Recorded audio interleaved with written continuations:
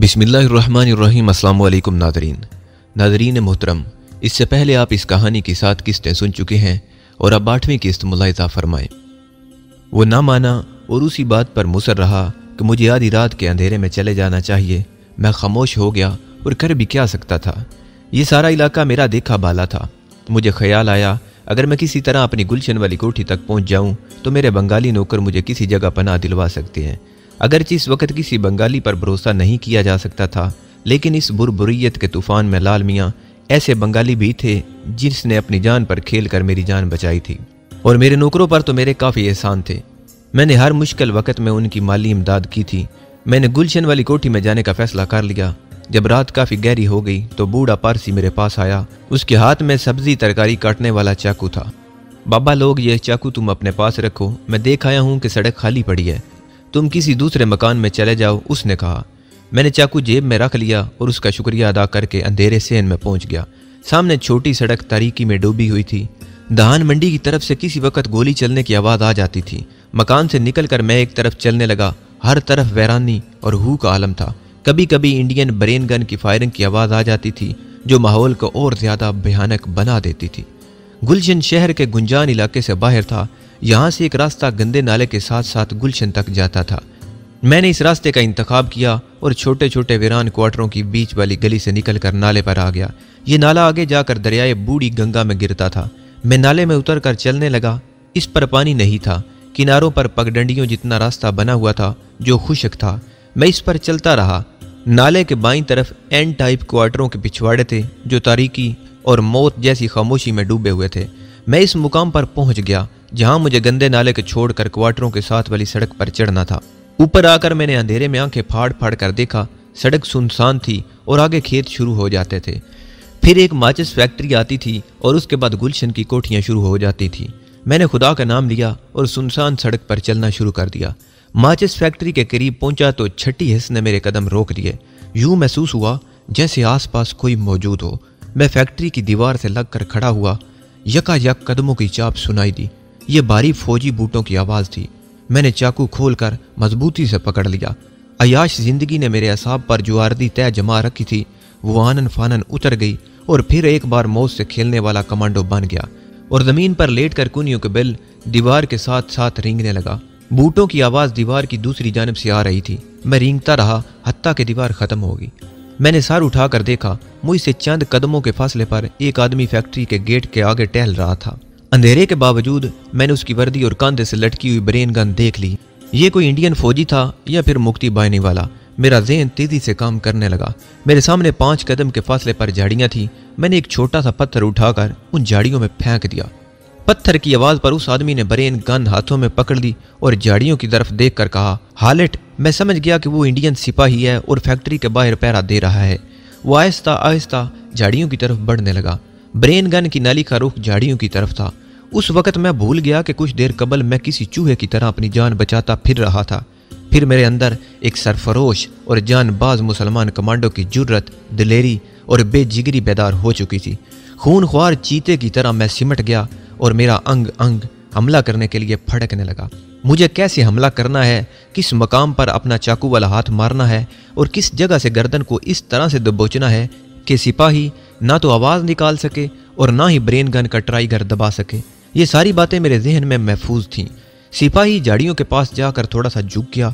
यही वो लम्हा था जिसका मुझे इंतज़ार था। मैं चीते की तरह अपनी जगह से लपका और दूसरे ही लम्हे उसकी गर्दन मेरे बाजू की आहिन गिरफ्त में थी और दाईं हाथ वाला चाकू उसका नरखरा काट चुका था। मेरे एक पाँव ने ब्रेन गन को झटका दिया जिसकी वजह से वो फायर न कर सका। मंसूबे के मुताबिक मैं उसकी वर्दी को खून में लथपथ होने से बचाना चाहता था। चुनाचे मैंने निस्फ कटी हुई गर्दन पर हाथ रख दिया और उसकी शर्ट के बटन खोलकर सीने से पीछे की तरफ उतार लिया। लाश घसीट कर झाड़ियों में ले गया। थोड़ी देर बाद मैं झाड़ियों से निकला तो इंडियन फौज के हवालदार की वर्दी में था। सर पर छोटे छज्जे वाली टोपी थी। कंधे से ब्रेन गन लटकी हुई थी। पैरों में स्याह फौजी बूट थे और पतलून की पिछली जेब में इंडियन हवालदार की पासबुक थी। मैंने उसकी लाश खून आलूद चाकू समेत झाड़ियों में एक जगह कूड़े करकट के ढेर तले दबा दी थी। फिर मैं फैक्ट्री के गेट के सामने टहलने लगा। मैंने सब्ज शर्ट के गिरेबान में हाथ लगाया तो मेरी उंगलियों को खून लग गया। फैक्ट्री के गेट की एक जानिब पानी था। मैंने रुमाल भुगोकर शर्ट से खून के धब्बे को रगड़ रगड़ कर साफ किया। मगर फिर भी थोड़ा सा दाग रह गया। बहरहाल वहां कत्लेआम हो रहा था और किसी फौजी की वर्दी पर खून का निशान कोई अजीब बात नहीं थी। कुछ देर मैं वहीं टहलता रहा जैसे पहरा दे रहा हूँ। फिर मैं खेतों की तरफ चल पड़ा। उन खेतों के पीछे गुलशन की आबादी थी। इंडियन फौजी की वर्दी की वजह से मैं किसी हद तक बेखौफी से चल रहा था, लेकिन दिल में यह अंदेशा भी था अगर पोल खुल गया तो मौत यकीनी होगी और फिर शायद भाग भी ना सकूं। खेत वीरान पड़े थे। अंधेरे में एक जगह पानी चमक रहा था। गुलशन की कोठियां तारीक थीं। सिर्फ इन बंगलों के बरामदे रोशन थे जहां बंगाली खानदान आबाद थे। मालूम हुआ कि इस इलाके में बिजली की सप्लाई बहाल कर दी गई है। मैं बज़ाहिर गश्त के से अंदाज में चल रहा था, मगर मेरे अंदर सारी गुरीला सलाहियतें बेदार थीं। खेतों से निकलकर मैं गुलशन कॉलोनी की सड़क पर आ गया। स्ट्रीट लैंप रोशन नहीं थे। मैं एक कोठी के करीब से गुजर रहा था कि अचानक अंदर से इंडियन फौज के 4 सिपाही बाहर आए। उन्होंने लूटे हुए सामान के थैले उठा रखे थे। मुझे देखकर वो ठिठक से गए। सामान वाली कोठी के बरामदे की रोशनी आ रही थी। मैं एकदम से भारतीय रेजिमेंट का हवालदार बन गया और खालिस माजे के पंजाबी लहजे में बोला, ओए जांगली, तुम इधर भूपत डाकू बना क्या करता फिरता है? मैं हवालदार घनश्याम तिवाड़ी हूँ। तुम किस रेजिमेंट से आए ओए? नाइक क्विक मार्च करता मेरे करीब आया और बताया कि सूबेदार मेजर अपने हिस्से का सामान लेकर अभी अभी जीप में गया है। मैंने मुस्कुरा कर कहा, तुम इतना माल लूट कर क्या करेगा जांगली? कुछ हमारे लिए भी छोड़ेगा कि नहीं? साहब, अभी परली तरफ कुछ पंजाबी लोगों की कोठियां बाकी हैं। मैंने उसे डांट कर कहा, बक बक बंद करो जांगली और दफा हो जाओ। चारों ने सल्यूट मारकर थैले उठाए और तेज तेज कदम उठाते हुए मेरी नज़रों से ऊजल हो गए। मैंने इत्मीनान का सांस लिया और ब्रेन गन हाथ में लिए अपनी कोठी की तरफ चल दिया। दूर ही से नजर आ गया कि मेरी कोठी के बरामदे और कमरों की रोशनियां बुझी हुई थी। करीब पहुंचा तो गेट भी खुला हुआ मिला। गिराज में मेरी एयर कंडीशन गाड़ी नहीं थी। बरामदे और पोर्च में टूटा फूटा बेकार सा सामान बिखरा हुआ था। दरवाजे चौपट खुले थे। मेरे आसपास बिहारी लोगों की कोठियां थीं जो लुट लुटा कर वीरान पड़ी थी। खुदा जाने मकीनों का क्या हशर हुआ था। इस कॉलोनी में कुछ गैर मुल्की भी रहते थे जो गड़बड़ शुरू होते ही नकल मकानी कर गए थे। मेरी कोठी के तमाम कमरे खुले थे। सारा सामान लूटा जा चुका था। बड़ी अलमारियां, डबल बेड और किचन में से आटे चावल की बोरियां तक गायब थी। बाथरूम की अलमारी में शेव का सामान और लोशन खुदा जाने कैसे बच गया था। मैंने शर्ट उतार कर कलीन के धब्बे साफ करने वाले लोशन से खून का धब्बा साफ कर लिया। फिर दाढ़ी, मूंछ मूंडी और उस तहखाने में उतर गया जहां कालीन का स्टॉक रखा जाता था। वहां एक कालीन भी नहीं था। दीवारी सेफ टूटा हुआ था और तमाम कागजात, फाइलें और जो थोड़ी बहुत करेंसी थी उसे लूट लिया गया था। इस कोठी में मैंने अपनी जवानी के हसीन तरीन दिन गुजारे थे। आज वही कोठी एक तबाह हाल वीराने का इबरत अंगेज मंजर पेश कर रही थी। मुझे अफसोस इसलिए नहीं हो रहा था कि यहीं सब कुछ कमाया था और यहीं गर्क हो गया। ना तो मैं साथ कुछ लाया था और ना ही मुझे कोई शय ले जाने की ख्वाहिश थी। मैंने कमाया ही उड़ाने के लिए था। हाँ, अब अपनी जान की फिक्र जरूर लाहक हो गई थी। मैं तय खाने से बेडरूम में आया और एक टूटी हुई कुर्सी पर बैठकर सोचने लगा कि अब मुझे क्या करना चाहिए। मेरे सामने दो ही रास्ते थे, या तो मैं किसी तरीके से सरहद पार करके नेपाल की तरफ निकल जाऊं या फिर खुद इंडियन फौज के हवाले कर दूं खुद को। फरार बड़ा कठिन काम था। ढाका से नेपाल की सरहद हजारों मील दूर थी। फिर रास्ते में कदम कदम पर खतरा था, कहीं भी पकड़ा जा सकता था। सारे मुल्क पर इंडियन फौज और मुक्ति बाहिनी का कब्जा हो चुका था। दूसरे मंसूबे पर अमल करता तो 20% उम्मीद थी कि इंडियन फौज मुझे अपना कैदी बना ले। सिविलियन होने की वजह से वो मुझे मुक्ति बाहिनी के हवाले भी कर सकते थे और मुक्ति बाहिनी वाले पंजाबी पठान और किसी बिहाड़ी को जिंदा नहीं छोड़ते थे। सरहद पार करके भारत में दाखिल होना एक बार फिर अपने आप को मौत के गिरदाब में झोंकने के मुतरादिफ था। सोच सोच कर आखिर मैंने यही फैसला किया कि जिस तरह भी हो सके मुझे नेपाल पहुंच जाना चाहिए। वहां हमारा सिफारत खाना भी था और पाकिस्तान के साथ नेपाल के ताल्लुकात भी ठीक थे, लेकिन नेपाल की सरहद तक पहुंचना आसान काम नहीं था। मुझे सही रास्ते का इल्म भी नहीं था। मैं अपनी परेशान कुन सोचों में गुम था कि अचानक 2 आदमियों के बोलने की आवाज़ आई। मैं एकदम कुर्सी से उठा, ब्रेन गन हाथ में पकड़ी और दबे पांव चलता दरवाजे की तरफ बढ़ा। आवाज़ें बरामदे में से आ रही थी। अब एक औरत की भी आवाज़ आई। वो मरी हुई आवाज में रहम की भीख मांग रही थी। मैं दबे पांव टीवी लाउंज से गुजरकर एकदम से बरामदे में आ गया और ब्रेन गन तान कर फौजी के से अंदाज में बोला, कौन है जांगली? 2 सिख फौजी एक साड़ी पोश दुबली पतली औरत को खींचते हुए कमरे में ले जाने की कोशिश कर रहे थे। अपने सामने वर्दी पोश को देखकर उन्होंने औरत के बाजू छोड़ दिए। औरत नीम बेहोशी के आलम में बरामदे के फर्श पर पड़ी रही। मैंने कड़क कर कहा, मैं 17वीं जाट रेजिमेंट का हवालदार घनश्याम तिवाड़ी हूँ। तुम कौन हो? ओ जांगली। दोनों सल्यूट मारकर अटेंशन हो गए। जांगली की औलाद, उधर तुम लोग बदमाशी करता है, हम तुम्हारा कोर्ट मार्शल करेगा। तुम हिसार रेजिमेंट का जंगली है वे? पहले वाले सिपाहियों से मुझे इतना पता चल गया था कि इधर हिसार रेजिमेंट के नौजवान तानियात हैं। एक सिख सिपाही बोला, साहब सब जवान इधर यही करता है, हमको माफ कर दो, आगे नहीं करेगा। मैं भी उनसे खलासी चाहता था, इसलिए गरजदार आवाज में कहा, उसको यहीं छोड़कर डबल मार करके दफा हो जाओ जंगली, हम इसको इसके घर पहुंचाएगा। तुम्हारा घर किधर है बीबी? साड़ी पोश औरत घुटनों में सर दिया आहिस्ता आहिस्ता सिसकियां भर रही थी। दोनों सिख फौजी सल्यूट मारकर तेज तेज कदम उठाते कोठी के गेट से निकल गए। मैंने फर्श पर बैठी औरत से उसका नाम पूछा। वो हाथ जोड़कर रोते हुए गिड़गिड़ाई, खुदा के लिए मुझे गोली मार दो, मुझे गोली मार दो। वो साफ उर्दू बोल रही थी। उसके माथे पर बिंदिया भी नहीं थी। कोई मुसलमान थी और शायद बिहारी फैमिली से ताल्लुक रखती थी। मैंने तसल्ली दी और कहा कि वो फिक्र न करे और उसे उसके घर पहुंचा दूंगा मैं। वो फूट फूट कर रोने लगी। मेरा घर अब कहाँ है? मेरा कोई घर नहीं रहा। खुदा के लिए मुझ पर रहम करो और मुझे गोली मार दो, मैं मरना चाहती हूँ। उसने उठकर मेरी ब्रेन गन पकड़ने की कोशिश की तो मैंने उसे सख्ती से पीछे धकेल दिया। क्या करती हो तुम? होश में आओ। मैं उसे धकेलता हुआ अंदर टीवी लाउंज में ले गया। बरामदे में हमारी आवाज़ें सुनी जा सकती थी। वो नंगे फर्श पर बैठ गई और घुटनों में सर देकर सिसकियां भरने लगी। मैंने पूछा, तुम्हारा नाम क्या है बीबी? तुम्हारे घर वाले कहाँ हैं? क्या तुम गुलशन कॉलोनी में रहती थी? औरत के बाल लंबे थे और उसकी उम्र 25 साल से ज्यादा नहीं थी। वो रोए जा रही थी और मैं सोच रहा था कि अब इस पर अपना आप जाहिर कर दूं या ना करूं। वो अभी तक मुझे इंडियन फौजी समझ रही थी और मुझसे बेहद खौफ थी और सिमटी बैठी थी। इतने में बाहर से एक बार फिर ऊंची आवाजें आईं। मैं बाहर निकलने ही वाला था कि अचानक 3 फौजी अंदर दाखिल हुए और उनमें से 2 तो वही सिख फौजी थे जिनके पंजे से मैंने अभी अभी इस लड़की को छुड़ाया था। तीसरा फौजी कोई अफसर था। उसकी टोपी कप्तानों वाली थी। उसके हाथ में बैद का छोटा सा अफसरों वाला डंडा था। दोनों सिख फौजी बरेन गन्ने ताने उसके पहलू में दाईं बाईं खड़े थे।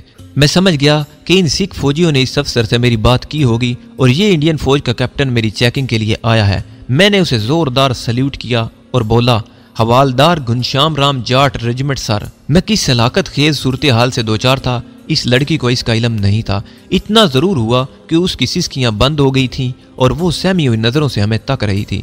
इंडियन कैप्टन ने कहा, मैं 14 हिसार रेजिमेंट का कैप्टन जगदेश मोरा हूँ, क्या मैं तुम्हारा शनाख्ती कार्ड देख सकता हूँ? हवालदार घनश्याम राम। उसने अपना हाथ मेरी तरफ बढ़ाया। यह जिंदगी और मौत के दरमियान की एक बड़ी ही नाजुक और बड़ी ही मुख्तसर तरीन घड़ी थी। मुझे मालूम था कि शनाख्ती कार्ड पर फौज की फोटो लगी होती है और मेरे पास कोई शनाख्ती कार्ड नहीं था। मेरा भांडा फूटने ही वाला था। मैं अपना हाथ उस अंदाज में जेब की तरफ ले गया जैसे मैं अपना शनाख्ती कार्ड निकालने वाला हूँ, लेकिन मेरे हाथ को खूब मालूम था कि इसे एक ही सेकंड में क्या फर्ज पूरा करना है।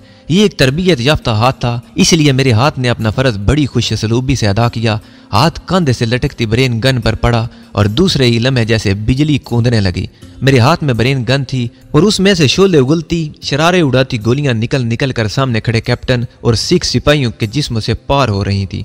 सिख फौजियों की इतनी मोहलत ही ना मिल सकी कि वो अपनी ब्रेन गनों के ट्राइगर ही दबा सकते। कमांडो कभी इतनी मोहलत नहीं दिया करते। यही उनकी ट्रेनिंग होती है और यही उनका तर्राए इम्तियाज होता है। तीनों लड़खड़ा कर फर्श पर ऊंधे मुंह गिर पड़े। लड़की खौफ ज़दा होकर बाहर दौड़ी तो मैंने छलांग लगाकर उसे पकड़ा और खींचता हुआ वापस ले आया। अब उसका बाहर जाना मेरे लिए मौत का पैगाम बन सकता था। ब्रेन गन्नों के धमाकों की मैंने इसलिए परवाह नहीं की।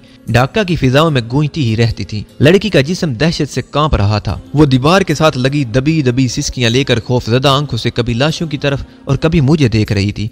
ब्रेन गन अभी तक मेरे हाथ में थी। मैंने टीवी लाउंज का दरवाजा बाहर से बंद किया और बरामदे के स्तूनों के पीछे छुपकर सड़क को तकने लगा। कोई फौजी आता दिखाई न दिया तो मैं कोठी के गेट से सड़क पर निकल गया। कुछ फासले पर एक गाड़ी दीवार के पास खड़ी थी। करीब गया तो वो एक फौजी जीप थी। यकीनन इंडियन फौज का कैप्टन जीप पे इधर से गुजर रहा होगा कि सिख फौजियों से मुलाकात हो गई। उन्होंने उसे अगवाशुदा लड़की के बारे में बताया और गालिबन ये शिकायत की कि एक हवालदार ने उसे छीन लिया है। कैप्टन को यकीन होगा कि इधर किसी हवालदार की ड्यूटी नहीं है, लिहाजा वो उनके साथ मेरी कोठी में आ गया। मैंने जीप का जायजा लिया, फिर उसे स्टार्ट किया और अपनी कोठी के गैराज में लाकर खड़ी कर दी। मैं लंबे लंबे डग भरता बरामदे में आया। दरवाजा खोलकर अंदर गया तो लड़की गायब थी। मैं जल्दी जल्दी पूरे घर में घूम गया लेकिन लड़की कहीं भी ना मिली। ये मेरी अपनी कोठी थी और मुझे मालूम था कि अगर बरामदे वाला दरवाजा बंद कर दिया जाए तो बाहर निकलने का कोई रास्ता नहीं है। छत पर जो आईनी दरवाजा खुलता था उसको मैंने बहुत साल पहले यहाँ से जाती दफा ताला लगा दिया था और मैंने देखा था कि वो उसी तरह लगा हुआ था। मैं नीचे तय खाने में आ गया और लड़की को आवाज़ दी कि वो मुझसे खौफ ज़्यादा ना हो। मैं इंडियन नहीं हूँ बल्कि मुसलमान हूँ। मेरी आवाज़ सुनकर वो तहखाने के अंधेरे कोने से बाहर आ गई। उसके चेहरे पर दहशत और खौफ के साथ अब हैरत के तासुरात भी थे। आंखें आंसुओं से भीगी हुई थी। मैं उसे ऊपर वाले कमरे में ले आया। वो गमज़दा तस्वीर बनी मेरे सामने फर्श पर बैठी थी और मैं भी उसके पास ही फर्श पर बैठ गया और उसे सरसरी तौर पर अपने हालात से आगाह कर दिया। अलबत्ता ये नहीं बताया कि दर हकीकत मैं कौन हूँ। जवाबन लड़की ने सिसकियों के साथ अपनी दास्तान सुनाई तो मेरे रुंगूठे खड़े हो गए। वो सेंट्रल गवर्नमेंट के एक आला अफसर की बीवी थी। उसकी शादी को सिर्फ 2 माह हुए थे।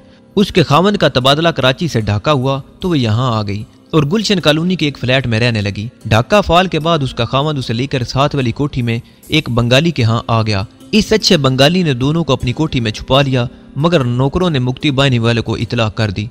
वो वहां आदम के और बंगाली अफीसर को हुक्म दिया कि जिन गैर बंगाली जोड़ों के उसने छुपा रखा है उसे बाहर निकालें। अफीसर ने मुज़ाहमत की तो मुक्ति बानी वालों ने उसे जख्मी करके तलाशी ली और उन्हें घसीट कर बाहर निकाल लिया। उसके खावंद को वहीं शूट कर दिया गया और उसे अगवा करके ले जा रहे थे कि 2 सिख फौजी पहुंच गए। उन्होंने उस लड़की को उनसे छीन लिया और मेरी खाली कोठी में ले आए। मैं उस लड़की और उसके शोहर का असली नाम नहीं बताऊंगा, आप यूं समझ लें कि उस लड़की का नाम शहनाज था। ये लड़की कराची के आला खानदान की चश्म चराग थी और उसने अंग्रेजी में MA किया था। उसके माँ बाप दिल्ली से हिजरत करके पाकिस्तान में आकर आबाद हो गए थे। शहनाज के हवास अभी तक दुरुस्त नहीं हुए थे। वो बार बार अपने खामद को याद कर रही थी। वो कहती उनकी बेगोरो कफन लाश मुक्ति बानी वालों ने बाहर सड़क पर फेंक दी थी। खुदा के लिए मुझे मेरे खामद के पास ले चलो, मैं अपने दूल्हा का आखिरी दीदार करना चाहती हूँ। फिर वो फूट फूट कर रोने लगी। मैं उसे सब्र करने की तलकीन करते हुए हालात की संगीनी का एहसास दिलाता रहा और कहा कि ढाका में हजारों ऐसे लोगों को कत्ल कर दिया गया है और कत्ल किया जाता रहा है। ये लड़की कराची के आला खानदान की चश्म चराग थी और उसने अंग्रेजी में MA किया था। उसके माँ बाप दिल्ली से हिजरत करके पाकिस्तान में आकर आबाद हो गए थे। शहनाज के हवास अभी तक दुरुस्त नहीं हुए थे। वो बार बार अपने खामद को याद कर रही थी। वो कहती उनकी बेगोरो कफन लाश मुक्ति बानी वालों ने बाहर सड़क पर फेंक दी थी। खुदा के लिए मुझे मेरे खामद के पास ले चलो, मैं अपने दूल्हा का आखिरी दीदार करना चाहती हूँ। फिर वो फूट फूट कर रोने लगी। मैं उसे सब्र करने की तलकीन करते हुए हालात की संगीनी का एहसास दिलाता रहा और कहा कि ऐसे हजारों लोगों को कत्ल कर दिया गया है और कत्ल किया जा रहा है। सारे मशरकी पाकिस्तान में खून की होली खेली जा रही है, लिहाजा इस वक्त ज़रूरत इस बात की है कि किसी तरह अपनी जान बचाई जाए। मैंने किचन से पानी लाकर उसे पिलाया। रात के 2:30 बज रहे थे। सुबह होने में ज़्यादा देर नहीं थी और मैं अभी तक फैसला ये नहीं कर सका था कि इस बदकिस्मत लड़की को लेकर कहाँ जाऊँ और मैं इसकी कहाँ तक हिफाजत कर सकूंगा। मेरी अपनी ज़िंदगी का कुछ भरोसा नहीं था।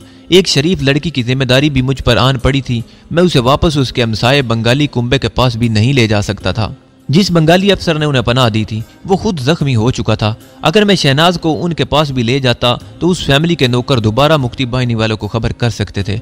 मैंने शहनाज से उस मौजू पर बात की तो वो सहम गई। मैं वहां नहीं जाऊंगी, वो लोग फिर आ जाएंगे। खुदा के लिए मेरे खामद की लाश सड़क पर से हटा लाओ। मशरकी पाकिस्तान की सड़कों, घाटियों, शहराहों और गली कूचों में सैकड़ों माओं के जिगर गोशों की लाशें बेगौरो कफन पड़ी थी। मैं किस किस की लाश उठा कर लाता। शहनाज को किचन में छोड़कर मैं टीवी लाउंज में आ गया। तीनों लाशें वैसे ही ऊंधे मुंह पड़ी थी।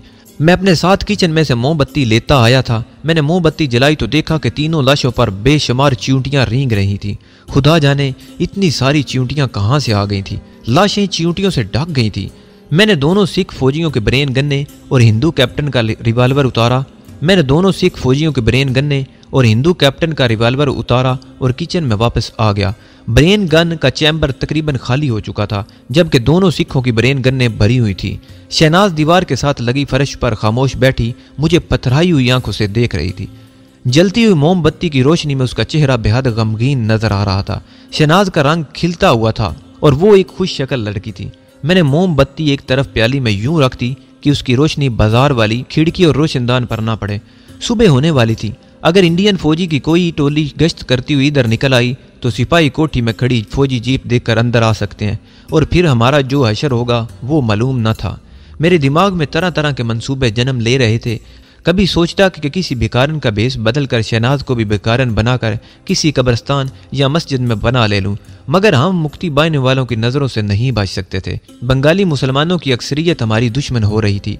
कभी ख्याल आता कि शहनाज को जीप में साथ लेकर कभी ख्याल आता कि शहनाज को जीप में साथ लेकर नेपाल की तरफ निकल जाने की कोशिश करूं। ये बड़ा अलमिया और घुटन सफ़र था। कदम कदम पर मौत फंदा लगाए हुए बैठी थी। अगरचे मैं इंडियन फौजी वर्दी में था, लेकिन किसी भी वक्त मेरा भांडा फूट सकता था। मोहम्मदपुर और मीरपुर की बस्तियों पर भी मुक्ति बानी और इंडियन फौज का कब्जा हो चुका था। वहाँ कत्लेआम का बाजार गर्म था। बिहारी और पंजाबी औरतों को अगवा किया जा रहा था। मैंने जिंदगी में कभी अपने आप को इतना बेबस महसूस नहीं किया था। कोई रास्ता नजर नहीं आ रहा था। शहनाज भी डरी हुई थी। उसने धीमी आवाज में मुझसे पूछा कि हम कहाँ जाएंगे। मैंने उठते हुए कहा, पहले तो हमें इन लाशों को ठिकाने लगाना चाहिए। मेरे बेडरूम में एक तह खाना इस मकसद के लिए बड़ी मौजूद जगह थी। चनाचे मैंने तीनों लाशों को घसीटकर इस तह खाने में फेंका और ऊपर से लकड़ी का तख्ता जोड़कर उस पर कलीन का एक टुकड़ा बिछा दिया। मैंने शहनाज से कहा कि जब तक हमें फरार का कोई रास्ता नहीं मिलता, इस जगह छुपे रहना बेहतर होगा। मुक्ति बानी वाले यहाँ भी आ जाएंगे, उसने कहा। यह कोठी लूटी जा चुकी है। मेरा ख्याल है कि कोई मुश्किल ही से इधर का रुख करेगा। यह कहकर मैंने किचन का जायजा लिया। वहां सिवाय चाय के पत्ती के खाने पीने की कोई चीज नहीं थी। नल में पानी भी थोड़ा थोड़ा आता था। मैंने शहनाज से कहा कि फौरन पानी स्टॉक कर लिया जाए। चाय की 2 केतलियां और एक पतीली खुदा जाने वहां कैसे रह गई थी। शहनाज ने पतीली नल के नीचे रख दी। अब सवाल यह था कि शहनाज को किस जगह छुपाया जाए। मैं अपनी कोठी की छत पर पहुंच गया। आसमान पर सितारे फीके फीके से लग रहे थे और शहर की तरफ कहीं कहीं आग लगी हुई थी। नारों की आवाज़ें भी कभी कभी आ जाती थी। पिछली रात का अंधेरा आहिस्ता आहिस्ता दम तोड़ रहा था। मेरी निगाह छत पर एक तरफ बनी हुई पानी की टैंकी पर जम गई। ये टैंकी काफ़ी बड़ी थी और मैंने ख़ास तौर पर बनवाई थी। मैंने टैंकी का ढक्कन हटा कर देखा। टैंकी बिल्कुल खाली थी। शहनाज को यहाँ छुपाया जा सकता था। मैं नीचे आ गया और शहनाज से कहा, सुबह हो गई तो मैं कुछ खाने पीने की चीज़ें लेने शहर जाऊंगा। जब तक मैं वापस ना हूँ वो ऊपर पानी की टैंकी में छुपी रहे। शहनाज ने कोई जवाब ना दिया। अब वो जिस तरह भी मुमकिन था अपनी जान बचाना चाहती थी। दिन की रोशनी फैल गई तो मैंने शहनाज को ऊपर ले जाकर टैंकी में उतार दिया और ताकीद की कि मेरे वापस आने तक बाहर निकलने की गलती ना करे। मैंने टैंकी का ढक्कन आधा खुला रखा। फिर मैं तेजी से नीचे आया। जिस फौजी की मैंने वर्दी पहन रखी थी उसके बटुए में 10-15 भारतीय करेंसी के रुपए वाले नोट भी थे। मैंने ब्रेन गन कंधे से लटकाई, बरामदे में आकर कमरे का दरवाजा बंद करके चुटकी लगाई और जीप में जा बैठा। फिर खुदा का नाम लेकर सड़क पर निकल आया। मैं गुलशन की सुनसान सड़कों से निकलकर छावनी वाली बड़ी सड़क पर आ गया। कर्फ्यू को खुले तो थोड़ी ही देर हुई थी। दुकानें बंद थीं। अक्सर दुकानें लूटी हुई थी। ईंट पत्थर सड़क पर बिखरे हुए थे। कुछ जले हुए मकानों से अभी तक धुआं निकल रहा था। बहुत कम लोग नजर आ रहे थे। चौराहे पर इंडियन फौजियों ने मुझे जीप से गुजरते देखकर सैल्यूट किया। मैंने हाथ के हल्के से इशारे से जवाब दिया। कुछ बंगाली जय बंगला के नारे लगाते हुए चौक में से गुजर गए। छावनी एक फरलांग से दूर रह गई थी तो मैं फार्म गेट की तरफ घूम गया। छावनी में कसरत से इंडियन फौजी मौजूद थे। मैं उधर जाने का खतरा मोल नहीं ले सकता था। यहाँ बाजार में बेकरी की एक दुकान खुली थी। मैं जीप रोक कर दुकान में दाखिल हुआ तो बंगाली दुकानदार ने मुस्कुराकर मेरा खैर मकदम किया। मैंने बड़ी 2 डबल रोटियां और कुछ अंडे खरीद कर लिफाफे में रखवाए और पैसे देकर बाहर जीप में आ गया। एक भारतीय सिपाही मेरी जीप को गौर से देख रहा था। मुझे देखकर वो जल्दी से परे हट गया और सल्यूट मारकर अटेंशन हो गया। मैंने उसे डांटते हुए कहा, इधर क्या देखता था? ओए जांगली, तुम दुश्मन के इलाके में हो, अंबाला छावनी में नहीं है। इंडियन सिपाही ने एक बार फिर मुझे सल्यूट किया और कहा, सब ठीक है सर। मैं जीप लेकर वहां से निकल गया। वो एक कैप्टन की जीप थी, जबकि मेरी वर्दी पर हवालदार के रैंक के फीते लगे हुए थे। किसी को भी शक हो सकता था। चुनाचे में ज्यादा देर कहीं भी रुकना मुनासिब नहीं समझता था, अगरचे इस वक्त ढाका में अफरा तफरी का सा आलम था और इस किस्म की हजारों इंडियन फौजी जीपें सड़कों पर घूम रही थी। फिर भी मैं अपनी तरफ से किसी तरह की बेहतियाती नहीं बरतना चाहता था।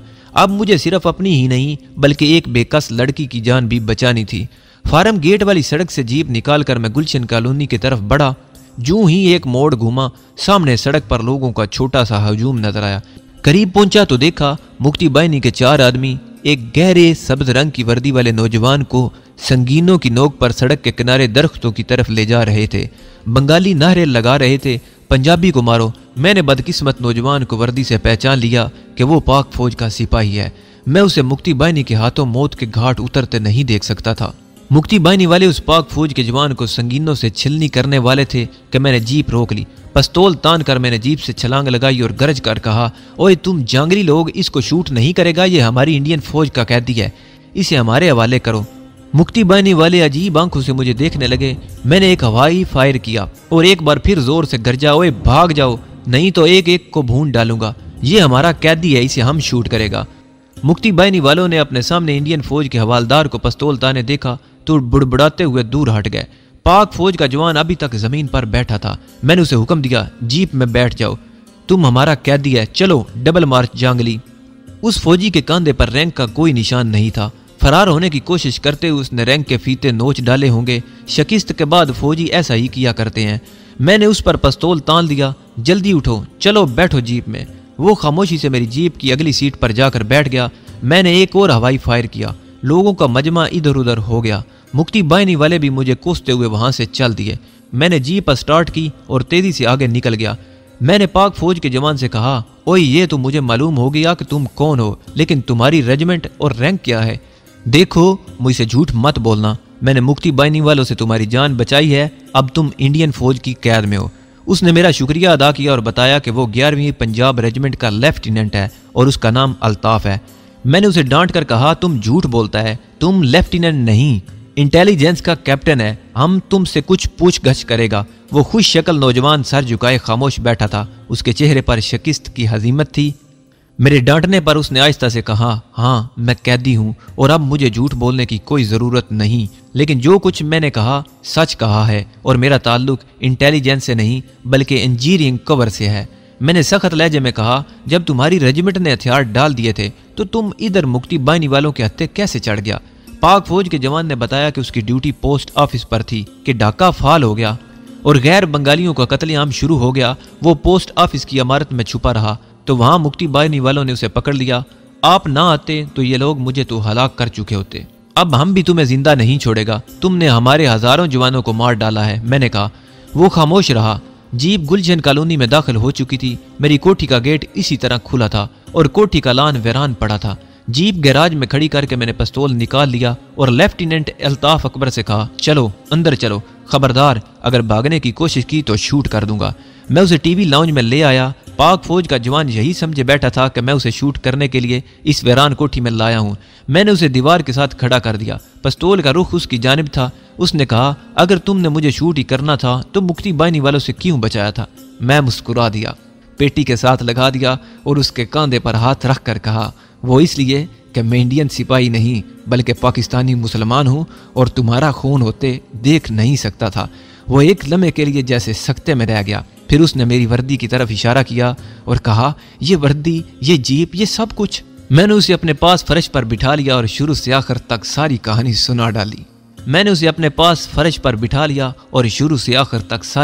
सुना डाली। ढाका में आने से पहले पठानकोट में मैंने कमांडो की हैसियत से जो कारनामे दिखाए थे उनका जिक्र नहीं किया। उससे यही बताया कि मैं ढाका में कारोबार करता था और ये कोठी मेरी मलकियत है। मैं ऊपर छत पर गया और टैंकी से शहनाज को निकाल कर नीचे ले आया। वो बेचारी खौफ से नीम जान हो रही थी। मैंने नीचे आते आते उसे लेफ्टिनेंट अल्ताफ के बारे में सब कुछ बता दिया और कहा कि अब हम 3 हो गए हैं, कोई ना कोई फरार का रास्ता निकाल लेंगे। मैंने शहनाज को डबल रोटी और अंडे देकर कहा कि वो नाश्ता बनाए। अल्ताफ अकबर ने कहा, फौज के रूल के हिसाब से कैप्टन वर्मा की जीप का हमारे गैराज में ज्यादा देर तक ठहरना ठीक नहीं। कैप्टन वर्मा जब अपनी रेजिमेंट में ना पहुंचा तो असूली तौर पर उसकी इलाके में तलाशी होगी जहां वो ड्यूटी पर था और हम उसी वक्त इसी इलाके में हैं। मेरे हिसाब से तो आज शाम तक मिलिट्री पुलिस के आदमी कैप्टन वर्मा की तलाश में यहाँ आ जाएंगे। इसीलिए हमें जितनी जल्दी हो सके इस जीप को यहाँ से दूर ले जाकर किसी घाटी या तालाब में धक्का दे देना चाहिए। इस नौजवान लेफ्टिनेंट का अंदाज फौजी कवानीन और जवाबत के एतबार से बिल्कुल दुरुस्त था, लेकिन मैं उसकी राय से इख्तलाफ करते हुए कहा कि ये जीप हमें यहाँ से फरार होने में मदद दे सकती है। पहली बात तो ये है कि जीप एक इंडियन कैप्टन की है जबकि तुम हवालदार की वर्दी में हो। तुम्हारी हर जगह चेकिंग हो सकती है और किसी न किसी जगह तुम पकड़े भी जा सकते हो। दूसरी बात यह कि मैं पाक फौज की वर्दी में हूँ, मैं बाहर निकलते ही गिरफ्तार कर लिया जाऊंगा। तीसरी ये कि एक औरत हमारे साथ होगी, उसे हम कहाँ छुपाएंगे? मेरे भाई, अगर हम इन बारीकियों पर गौर करते रहे तो यहाँ से कभी निकल ना सकेंगे। हमें जुर्रत से काम लेना होगा। मैंने कहा, यह मैदान जंग नहीं जहाँ हम जुर्रत दिखाकर दुश्मन पर गालिब आ सकें। हम दुश्मन के मुल्क में हैं और ढाका फाल हो चुका है। हमें जुर्रत के साथ साथ अक्ल व फहम और चालाकी और अय्यारी से भी काम लेना होगा। हालात का तकादा है कि हम जितनी जल्दी हो सके इस जीप से छुटकारा हासिल करें। इसके बाद मुझे भी कहीं से भारतीय वर्दी हासिल करना होगी ताकि पहली नज़र में पहचाना ना जा सकूं। अगर मैं तुम्हारे साथ कुर्ते पजामे के साथ निकलता हूँ तो मुक्ति बाहिनी वाले मुझे पकड़ लेंगे और शहनाज को कहाँ तक बचा सकोगे। मैं सोच में पड़ गया। इतने में शहनाज नाश्ता तैयार करके ले आई। हमने खामोशी से नाश्ता जहर मार किया। सदमे की वजह से शहनाज की भूख मर चुकी थी, मगर जिंदा रहने के लिए उसे भी मजबूर करके थोड़ा बहुत खिलाया। शहनाज पढ़ी लिखी औरत थी। फरार के इम्कानात पर वो भी किसी वक्त अपनी राय का इजहार करती। बंगाली जबान इन दोनों में से मैं ज्यादा समझ लेता था और थोड़ी बहुत बोल भी लेता था, लेकिन अगर हम रवानी से भी बंगाली जबान बोल लेते तब भी हमारे खिलते हुए रंग और कद काठ हमें पकड़वा सकते थे। मुक्ति बाहिनी वालों ने तो ऐसे ऐसे बिहारियों को भी कत्ल कर दिया था जिनके रंग बंगालियों जैसे थे और जो बड़ी रवानी से बंगला बोलते थे। मकामी लोग उनके लहजे से पहचान लेते थे कि वो बंगाली नहीं है। इसी उधेड़ बुन में दोपहर हो गई। अचानक बाहर कुछ शोर सुनाई दिया।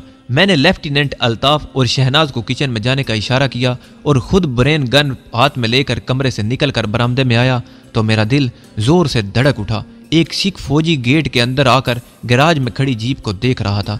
सड़क पर कुछ बंगाली लूटा हुआ माल उठाकर लाठियां और कुल्हाड़ियां लहराते शोर मचाते गुजर रहे थे। मेरे बूटों की आवाज़ सुनकर सिख मेरी तरफ मुतवज्जा हुआ कि उसके कांधे पर 2 फीते और एक कराउन बना हुआ था। वो सूबेदार मेजर था और उसका रैंक मुझसे बड़ा था। मैंने जोरदार सल्यूट मारा। सिख फौजी के कंधे पर ब्रेन गन लटक रही थी। उसने जीप की तरफ इशारा करके कहा, ओए जवान, ये जीप यहाँ रख कर तुम अंदर क्या कर रहे हो? 1 सेकंड के अंदर अंदर मुझे उस सिख फौजी के साथ जो सलूक करना था वो मैंने सोच लिया था और एक बार फिर सल्यूट मारकर, सर अंदर बहुत माल है, वलायती शराब, 2 औरतें भी हैं, उन्हें कहाँ रखना है सर? ऑर्डर करें। क्या इन औरतों को कैद कर लें या शूट कर दें? मेरा तीर ठीक निशाने पर लगा। वलायती शराब और औरतों के बारे में सुनकर उसकी आंखें चमक उठी और बोला, चलो हमें दिखाओ। मैं यही तो चाहता था। फौरन दरवाजे से हटकर खड़ा हो गया। वो लंबे लंबे डग भरता अंदर कमरे में दाखिल हुआ। मैं उसके पीछे पीछे था। मैं उसे ब्रेन गन का ब्रेस्ट नहीं मारना चाहता था। इस तरह उसकी वर्दी खून आलूद और नकारा हो जानी थी, जबकि मुझे उसकी जरूरत थी। यहाँ मुझे एक खास किस्म के कमांडो एक्शन से काम लेना था कि जिससे 1 सेकंड में दुश्मन की गर्दन का मनका तोड़ दिया जाता है। कमांडो ट्रेनिंग के उस्ताद कहा करते थे कि इस एक्शन को अगर पूरी टाइमिंग और महारत से किया जाए तो खुद दुश्मन को भी खबर नहीं होती कि इसकी गर्दन का मनका टूट गया है और वो मर चुका है। मैं इंडियन हवालदार की वर्दी में था। सिख सूबेदार मेजर को एक लम्हे के लिए भी शक न हुआ। गैराज में इंडियन फौज की जीप खड़ी थी। वो इत्मीनान से टीवी लाउंज में आकर बोला, कहाँ है मालो जवान? मैं उसके करीब पहुंच गया। सर दूसरे कमरे में है। वो मेरे बेडरूम की तरफ बढ़ा जिसका दरवाजा आधा खुला था। मुझे उसी दरवाजे की दहलीज पर कमांडो एक्शन करना था। ये दहलीज इस सिख फौजी की जिंदगी का आखिरी मकाम था और दहलीज पर मौत उसका इंतजार कर रही थी। मैंने अपने आप को एक खास पोजीशन में कर लिया। मेरी रग रग में बिजलियां सी कूद रही थी। सिख फौजी ने दहलीज की तरफ कदम बढ़ाया। उसे दूसरा कदम रखने की मोहलत न मिल सकी। मैं किसी ताकतवर चीते जैसी तेजी से उछला और दूसरे ही लम्हे फौजी की गर्दन मेरी बाजू की शिकंजे में एक तरफ लड़क चुकी थी। उसकी गर्दन का मनका टूट चुका था। उसके बाजू झूल गए। मैंने उसे छोड़ दिया। वो धड़ाम से मुंह के बल फर्श पर गिर पड़ा। किचन से शहनाज और अल्ताफ अकबर भी आ गए। शहनाज डरी हुई थी। वो कत्ल पर कत्ल देख रही थी। लेफ्टिनेंट अल्ताफ ने तेजी से आगे बढ़कर सिख फौजी की लाश सीधी की और मेरी तरफ देखकर बोला, तुमने कमांडो ट्रेनिंग कहाँ से हासिल की? क्या तुम फौज में रह चुके हो? मैंने मुस्कुराकर कहा, बिल्कुल नहीं। ये दाव पेच तो मुझे मेरे एक उस्ताद ने सिखाए थे। अब तुम जल्दी से इसकी वर्दी उतार कर पहन लो। यह कहकर मैं और शहनाज किचन में चले गए। शहनाज बेचारी थर थर कांप रही थी। वो घुटी घुटी सी आवाज में कहने लगी, ये मुल्क बहुत बड़ा है, हम कहाँ तक भाग सकेंगे? ये मुल्क आज अगर बांग्लादेश बन गया है तो कल मशरकी पाकिस्तान भी था। यहाँ हमारे दुश्मन हैं तो कहीं ना कहीं हमारे हमदर्द भी जरूर होंगे। वो हमारी मदद करेंगे। लेफ्टिनेंट किचन में आ गया। वो सूबेदार मेजर की वर्दी में था और ब्रेन गन उसके कांधे पर लटक रही थी। वो उसकी जेब से निकली हुई पासबुक और दूसरे कागजात भी पढ़ रहा था। उस सूबेदार मेजर का नाम बारा सिंह था और वो जाट रेजिमेंट का जवान था। उसकी पासबुक हमें उसकी लाश के साथ ही गायब कर देनी होगी। सिख फौजी की जेब से कुछ भारतीय करेंसी निकली और उसमें एक खत भी था जिस पर लुधियाना के किसी गांव का पता लिखा हुआ था। लुधियाना अंग्रेजी में लिखा था और बाकी सारा पता भी। हमने सिख फौजी की लाश, उसका खत, उसकी पासबुक और अल्ताफ अकबर की वर्दी को भी तख्ता उठाकर बेडरूम के इस तहखाने में फेंक दिया जहां से पहले 3 लाशें अब बू देने लगी थी। पासबुक को उस लिए लाश के साथ तहखाने में फेंक दिया कि इस पर सिख सूबेदार मेजर की तस्वीर लगी हुई थी। हमारा प्रोग्राम ये बना कि शाम का अंधेरा होते ही जीप लेकर निकल पड़ेंगे और शमाल की तरफ किसी मकाम से बॉर्डर क्रॉस करके नेपाल में दाखिल होने की कोशिश की जाए। ये प्रोग्राम बनाना बड़ा आसान था, लेकिन हमें मालूम था कि इस जानलेवा सफर पर कदम कदम पर मौत मुंह फाड़े खड़ी थी। अब सबसे बड़ा मसला शहनाज का था। उसे हम अकेले नहीं छोड़ सकते थे। हम हरगिज़ ये गवारा नहीं कर सकते थे कि एक शरीफ पाकिस्तानी खातून को मुक्ति पाने वाले अगवा करके ले जाएं। काफ़ी सोच और विचार के बाद आखिर हमने आपस में यही तय किया कि शहनाज को मर्दाना लिबास पहनाकर सिविलियन बंगाली नौकर के भेस में साथ रख दिया जाए। मैंने उसी वक्त जीप निकाली और शहर के एक पुराने बाजार में आ गया, जहां सेकंड हैंड कपड़े वगैरह मिलते थे। बंगाली इंडियन जीप देखकर इकट्ठे हो गए और जे बंगला के नारे लगाने लगे। मैंने दुकानदार से एक कुर्ता, खुला पाजामा और रबर के पुराने 3-4 बूट खरीदे कि कोई तो शहनाज को पूरा आ जाएगा। मैंने दुकानदार को अपनी रेजिमेंट हेडक्वार्टर का झूठ मूठ एड्रेस लिख कर दे दिया कि बिल वहां भेज दे। वो भला कैसे इनकार कर सकता था। वापसी पर मैंने एक सड़क पर वो ट्रक जाते देखे जिनमें पाक फौज के जवान जंगी कैदियों की हैसियत से खामोश बैठे थे और लोग उनके खिलाफ नारे लगा रहे थे। ये मंजर देखकर मेरी आंखों में आंसू आ गए, मगर मैं सिवाय आंसू बहाने के और कुछ नहीं कर सकता था। कोठी में वापस आकर हमने पहला काम यह किया कि चाकू की मदद से शहनाज के लंबे बाल काट दिए। उसका जिस्म दुबला पतला था। उसे मर्दाना लिबास पहनाया तो वह बिल्कुल सांवला बिहारी लड़का लगने लगी। एक जूता उसे पूरा आ गया। एहतियातन एक 4 खाना धोती उसके कांधों पर उड़ा दी। जब शाम का अंधेरा ढाका शहर के बाजारों में उतर आया तो हमने जीप में पेट्रोल चेक किया। टैंकी काफी भरी हुई थी। अगली सीटों पर मैं यानी हवालदार गुनशाम और अल्ताफ अकबर यानी सूबेदार मेजर दरबारा सिंह बैठ गए। पिछली सीट पर शहनाज को बिठाया और उसे हदायत कर दी कि वो गूंगी बनी रहे और कोई बात ना करे। फिर हमने खुदा का नाम लिया और जीप निकाल कर ढाका की तरफ रवाना हो गए। हमारी जीप ढाका के बाजारों से गुजर रही थी। हथियार डालने के बाद बड़े अलम अंगेज मनाजर देखने में आ रहे थे। बंगालियों की अक्सरियत वक्ती जज्बात के तूफान में घिर चुकी थी। ये लोग हिंदुस्तानी फौजियों के खैर मकदम में नारे लगा रहे थे। हम एक भारतीय फौजी जीप में सवार थे और हमारी वर्दियां भी भारतीय फौज की थी। हमें देखकर बंगाली खुशी के नारे लगा रहे थे। हमें भी हाथ हिला हिला कर उनके नारों का जवाब देना पड़ता।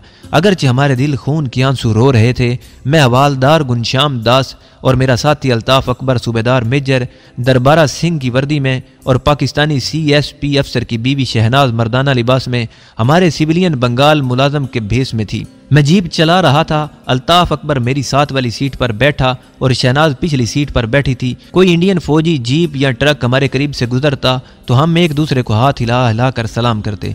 हम करमी टोला के इलाके से गुजरे तो हमें बंगालियों ने घेर लिया और हमें फूलों के हार पहनाए और मिठाई के 2 लिफाफे दिए। वो चीख चीख कर इंडियन फौज और बांग्लादेश जिंदाबाद के नारे लगा रहे थे। शहनाज पिछली सीट पर दुबकी बैठी थी। उसका रंग जर्द हो रहा था। मैंने उसे घूर कर देखा और उसके ज़हन में ये डालने की कोशिश की कि वो भी अपने आप को खुश जाहिर करे। बड़ी मुश्किल से हमने जीप को भीड़ में से निकाला और कमलापुर की तरफ रवाना हुए। चट्टागांग की तरफ जाने वाली बड़ी सड़क पर आ गए। एक जगह सड़क के किनारे दरख्तों में जीप खड़ी करके हमने मिठाई खाई क्योंकि हमें भूख लग रही थी। मैंने शहनाज को दबे लफ्जों में थोड़ा सा डांटा कि अगर वो बंगालियों को देखकर इसी तरह घबराती रही तो हम पकड़ लिए जाएंगे। उसने आंखों में आंसू भरकर कहा कि वो मजबूर है। अल्ताफ अकबर ने कहा कि अगर वो अपने आप को नहीं संभालेगी तो हमें मुक्ति बानी की गोलियों का निशाना बनने से कोई नहीं बचा सकेगा। शहनाज ने वादा किया कि वो हमारी हदायत पर अमल करेगी।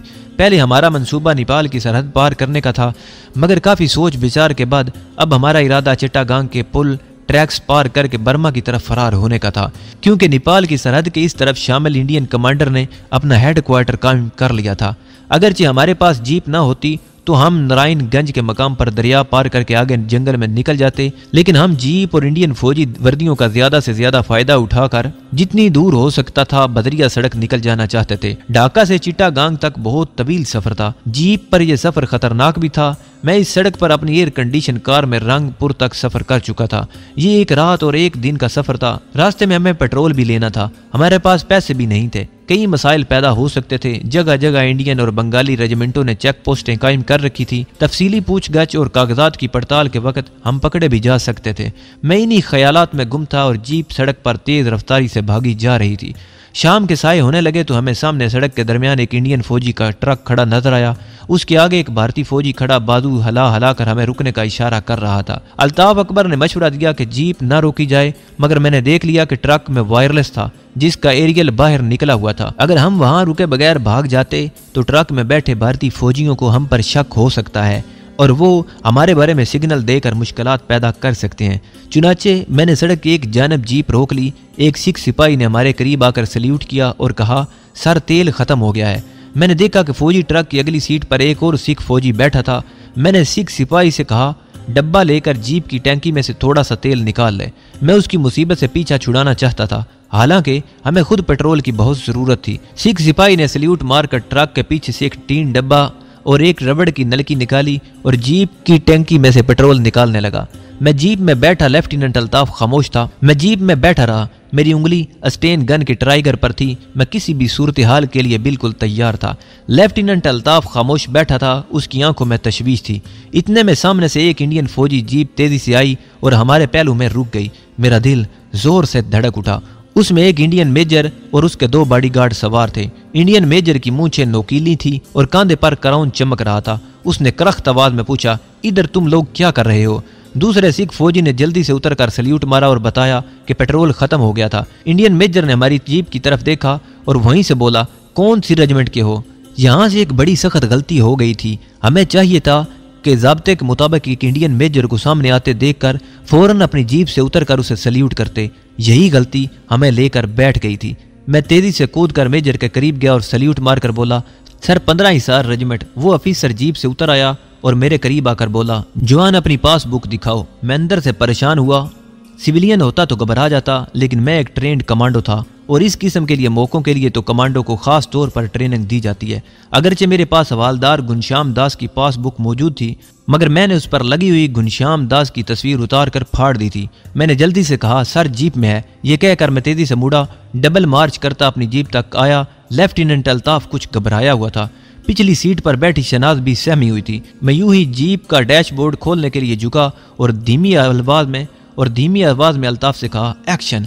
और उसके साथ ही मैंने पलटकर मेजर पर अस्टेन गन की बाड़ मारी। वो उछलकर गिरा। मैंने फौरन उसके पीछे जीप में खड़े हुए दोनों फौजियों को भी भून डाला। इस दौरान में अल्ताफ ने बेहद तेजी का सबूत देते हुए अपनी स्टेन गन से पेट्रोल भरते हुए सिख और ट्रक के पास खड़े दूसरे सिख फौजी को गोलियों का निशाना बना डाला था। सड़क पर 5 फौजियों की लाशें तड़प रही थी। मैंने अल्ताफ से कहा, लाशों को उठाकर झाड़ियों को पीछे फेंक दिया जाए। शहनाज का खौफ से बुरा हाल हो रहा था। हमने जल्दी जल्दी 5 लाशें सड़क से घसीटकर घनी झाड़ियों में फेंक दी। फिर ट्रक और जीप को धक्का लगाकर सड़क के दूसरी जानब दरख्तों की तरफ लुढ़का दिया। फौजियों, ट्रक और जीप की तलाशी लेने पर हमें इंडियन करेंसी में कोई 500-600 रुपए रकम, 2 भरे हुए रिवॉल्वर और स्टेन गन का एमुनेशन मिला। ये एमुनेशन हमने अपनी जीप में रखा और तेजी से आगे रवाना हो गए। अल्ताफ ने सांस दुरुस्त करते हुए कहा, तुम मुझे कमांडो लगते हो। ये एक कमांडो एक्शन ही था। मैंने जवाब में सिर्फ इतना कहा कि कॉलेज के ज़माने में कमांडो ट्रेनिंग ली थी। जीप सड़क पर से कहीं निकल आई थी। सड़क पर दोनों जानिब बुलंद और घने दरख्त थे। इन दरख्तों के साए शाम के बढ़ते फैलते झटपटे में गुम हो रहे थे। रास्ते में एक छोटा सा गांव आया। अब रात हो गई थी। वहां एक बंगाली रेस्टोरेंट के बाहर कुछ बंगाली बैठे चाय पी रहे थे। मैंने जीप एक तरफ खड़ी कर दी। बंगाली दुकानदार और ग्राहकों ने इंडियन फौजियों को देखकर जय बंगला के नारे बुलंद किए। मैंने मुस्कुराते हुए हाथ हिलाकर उनके नारों का जवाब दिया और खाना तलब किया। वहां से हमें चावल और उबली हुई मछली मिल गई। मैंने पैसे देने चाहे, मगर बंगाली दुकानदार ने पैसे लेने से इनकार कर दिया। हमने जीप में बैठकर खाना खाया। एक बंगाली मुलाजम पानी लेकर आया। उसने घूर कर शहनाज को देखा, फिर बंगला जबान में शहनाज से कोई सवाल किया, क्योंकि शहनाज का हुलिया किसी बंगाली लड़के का था। शहनाज ने आगे से गूंगों की तरह गूं गां की। मैंने बंगाली लड़के से कहा कि ये बंगाली शक्ल का है। बंगाली मुलाजम हंसने लगा और आगे से वो भी गूंगों की तरह नकल उतारते हुए गूं गां करने लगा। खाना खाने के बाद हमने बर्तन बंगाली मुलाजम के हवाले किए और उसे 2 रुपए टिप दी और जीप स्टार्ट करके वहां से आगे निकल गए। जूं जूं रात गुजर रही थी, सफर दुश्वार होने लगा था। एक तो सड़क पर रोशनी नहीं थी, दूसरे नींद का गलबा होने लगा था। शहनाज पिछली सीट पर सो गई थी। अल्ताफ भी ऊँग रहा था। कभी कभी जीप चलाते हुए मुझे भी ऊँग आ जाती। ये बड़ी खतरनाक बात थी और जीप बेकाबू होकर किसी खाई में गिर सकती थी। चुनाचे मैंने यही मुनासिब समझा कि किसी महफूज मकाम पर जीप रोककर बाकी रात आराम किया जाए। एक जगह बड़ी सड़क में से एक छोटी कच्ची सड़क खेतों और दरख्तों की जानब निकलती थी। मैंने जीप को उस सड़क पर डाल दिया। ये ऊंची नीची कच्ची सड़क थी और छकड़ों वगैरह के लिए बनाई गई थी। कुछ फासले पर सड़क से हटकर एक जगह रोशनी दिखाई दी। अल्ताफ ने उस तरफ इशारा करके कहा, कोई गाँव लगता है, हमें उस तरफ नहीं जाना चाहिए। मैंने उसकी राय से इत्तफाक करते हुए कच्ची सड़क से जीप को उतारा और एक जगह आम के घने दरख्त के नीचे खड़ी कर दी। जमीन पर सांप बिच्छू का डर था, इसलिए जीप में ही सोने का फैसला किया गया।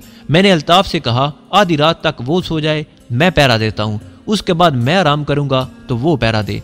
चुनाचे अल्ताफ जीप की अगली 2 सीटों पर टांगे फैलाकर लेट गया। मैं स्टेन गन लिए पहरा देने लगा। थोड़ी ही देर बाद उस नौजवान पाकिस्तानी लेफ्टिनेंट के खराटों की आवाज़ आने लगी। मैं सोचने लगा, खुदा जाने पंजाब में मुकीम इस नौजवान के माँ बाप के दिल पर क्या गुजर रही होगी। वो अपने बेटे की ज़िंदगी के लिए किस खजू व खुशू से दुआएं मांग रहे होंगे। ऐसे सैकड़ों नौजवान थे जिनकी ज़िंदगियों के लिए पाकिस्तान में दुआएं मांगी जा रही थी। किसी को उनके मुस्तकबिल, उनकी ज़िंदगियों के बारे में इल्म नहीं था। आसमान पर सितारे टिमटिमा रहे थे। शहनाज पिछली सीट पर गहरी नींद सो रही थी।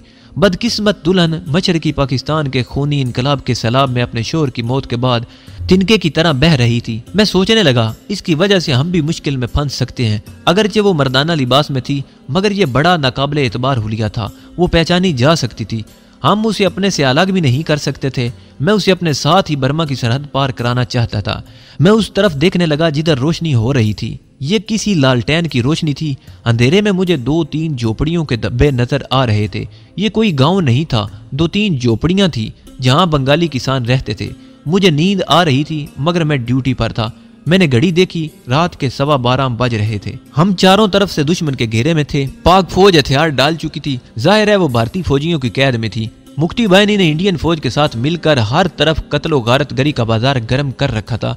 हम इंडियन वर्दियों में जरूर थे, मगर हमारा भांडा किसी भी वक्त फूट सकता था। आसपास झाड़ियों में झिंगर बोल रहे थे। नींद पर गलबा पाने के लिए मैं चल फिर कर पहरा देने लगा। रात अगरचे ठंडी थी, मगर हबस हो गया था। मेरा दिल नहीं चाहता था कि अल्ताफ को गहरी नींद से जगाऊं। मेरा आराम करना भी जरूरी था। मैंने 2 बजे उसे जगा दिया। वो हड़बड़ा कर उठ बैठा। उसके मुंह से निकल गया, अम्मा जी, अम्मा जी।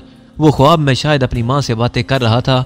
मुझे सामने देखकर उसने कलमा शरीफ पढ़कर मुंह पर दोनों हाथ फेरे और बोला, ख्वाब में अम्मा जी मेरे सर पर प्यार कर रही थी।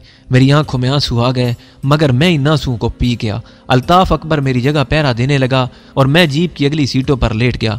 फौरन ही नींद ने मुझे अपनी आगोश में ले लिया। मेरी आंख उस वक्त खुली जब अल्ताफ मेरे कंधे को आहिस्ता आहिस्ता हिलाते हुए कह रहा था, आमिर भाई उठो, दिन निकलने वाला है। मैंने देखा आसमान पर सुबह की रोशनी फैली हुई थी। ठंडी ठंडी हवा चल रही थी। शहनाज अभी तक बेसुध पड़ी थी। मैंने अल्ताफ से कहा, हमें इन झोंपड़ी वालों से हाथ मुंह धोने के लिए पानी और कुछ खाने पीने के लिए हासिल करना होगा।